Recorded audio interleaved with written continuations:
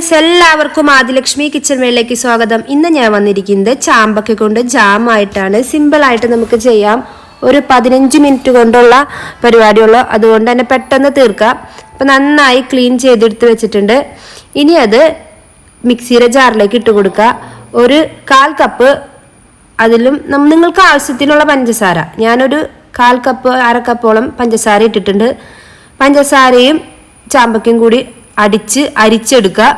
അരിച്ചെടുത്തത് നമ്മൾ അടുപ്പിൽ വെച്ച് നന്നായി തിളപ്പിച്ച് വറ്റിച്ചെടുക്കണം. നന്നായി നല്ല ഹൈ ഫ്ലെയിമിൽ എന്നിട്ട് തിളപ്പിച്ചെടുക്കാം.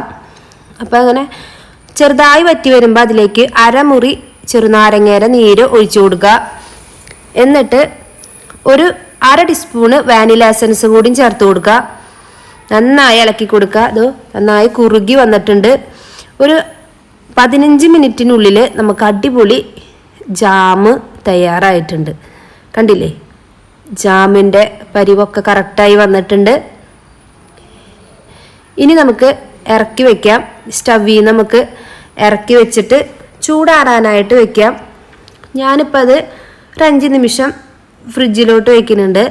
ഫ്രിഡ്ജിലോട്ട് വെച്ച് കഴിഞ്ഞതിന് ശേഷം ഒരു 5 മിനിറ്റ് കഴിഞ്ഞാൽ നമുക്ക് എടുത്ത് ബ്രെഡിൽ പുരട്ടി അടിപൊളിയായിട്ട് കഴിക്കാം. സത്യം പറയാലോ, അടിപൊളിയായിരുന്നു. അടിപൊളി ടേസ്റ്റാണ്. നല്ല കറക്റ്റ് പാകത്തിനുള്ള മധുരം. അപ്പം നിങ്ങളും ട്രൈ ചെയ്യുക. വെറുതെ ചാമ്പയ്ക്ക വീട്ടിൽ നിന്ന് വെറുതെ ചീഞ്ഞു പോണേക്കാളും നല്ലതല്ലേ നമുക്കിതുപോലെ കാശ് കൊടുത്ത് വാങ്ങാതെ ജാം വീട്ടിൽ തന്നെ ഉണ്ടാക്കാൻ പറ്റണത്. അപ്പം അടിപൊളി വീട്ടിലുള്ള ഫ്രൂട്ട്സ് വെച്ച് നമുക്ക് അടിപൊളി ഒരു ജാം ഉണ്ടാക്കി കഴിക്കുക. എല്ലാവരും ഹെൽത്തി ആയിട്ടിരിക്കുക. ആദിലക്ഷ്മി കിച്ചൺ വേൾഡ് കാണുക. ഇഷ്ടപ്പെട്ടാൽ ലൈക്ക് ചെയ്യുക, ഷെയർ ചെയ്യുക, സബ്സ്ക്രൈബ് ചെയ്യാൻ എല്ലാവരോടും പറയണം. നിങ്ങളും ചെയ്യണം. Bye bye.